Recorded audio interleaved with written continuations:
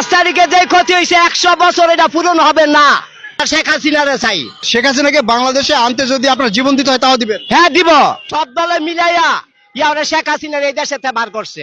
5 তারিখের পরেতে এই বাংলাদেশ একটা মানুষও শান্তি নাই, কে অশান্তি আছে। একটা মানুষও ঘুমাইতে পারে না, অশান্তি। দিনে দুপুর বেলা ইয়া চুরি ডাকায় লইয়া হয়ে থাকা। আমাদের সরকার আমরা শেখ হাসিনারে চাই, আমরা কোন সরকার চাই না।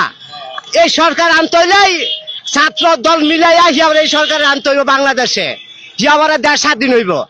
মানে শেখ হাসিনাকে আনার জন্য যদি আবার আন্দোলন করতে হয় আন্দোলন করবেন? হ্যাঁ ও অবশ্যই করবো।